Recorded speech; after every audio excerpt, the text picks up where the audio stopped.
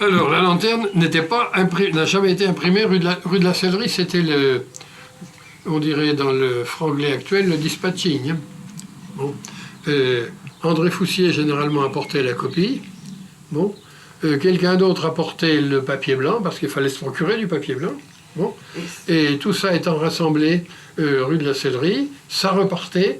Et je pense qu'André Foussier a dû faire le tirage lui-même chez lui pendant un certain temps.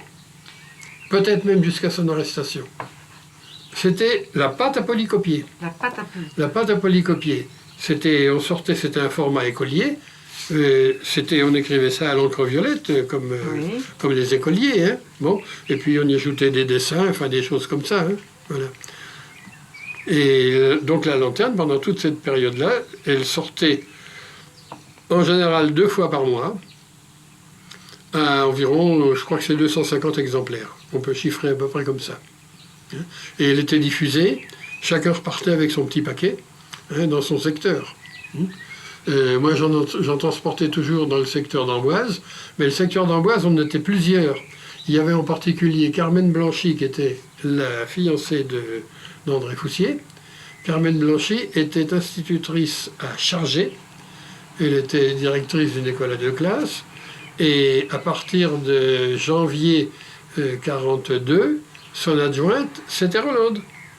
Donc les liaisons entre Foussier, Carmen Blanchy et la rue de la Sellerie, ça fonctionnait en permanence. Hein.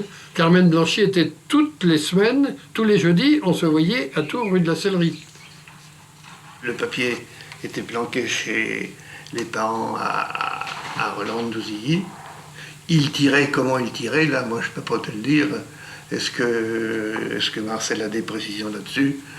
Je ne peux pas le dire. Moi, je participais qu'à la diffusion et à la répartition.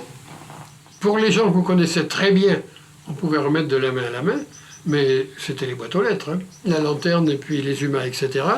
Mon beau-père, qui était cheminot, qui faisait les 3-8, il avait son Auswest pour pouvoir circuler la nuit. Bon.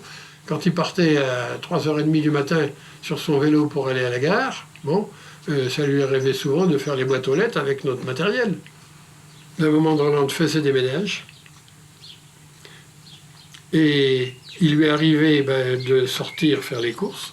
Même plus tard, elle a gardé notre fille pendant un certain temps. Et quand elle sortait faire des courses, elle cachait le matériel que l'on avait, donc des exemplaires de la lanterne ou d'autres journaux clandestins, dans son corset, pour ne pas que l'on trouve quelque chose chez elle au cas où il y aurait une visite imprévue. Je me trouvais avenue de Gramont, vers la place de l'hôtel de ville, et j'aperçois André Foussier entre 2 feldgendarmes, menottés. On était à 1 mètre l'un de l'autre. On attendait le tramway. Et au moment de monter dans le tramway avec les 2 gendarmes, il me lance une boulette de papier. Et sur cette boulette de papier, il avait griffonné que les Allemands ou les policiers français, en fouillant, en perquisitionnant chez lui, avaient découvert des photos. On faisait souvent des photos des balades en vélo, et il avait donné de faux noms, et il fallait prévenir les personnes qui étaient donc sur ces photos. Vous voulez que je vous la lise? Notre Dédé a été arrêté par les Allemands le 7 mai. Le 14, on le condamnait à mort et 2 jours après, c'est-à-dire le 16, on le fusillait. Arrestation pour propagande anti-allemande. Tout cela m'a été confirmé par l'aumônier de la prison. Et pourtant, je ne puis croire une semblable chose. Comment vivre si on m'a pris mon enfant dans ces conditions? C'est épouvantable.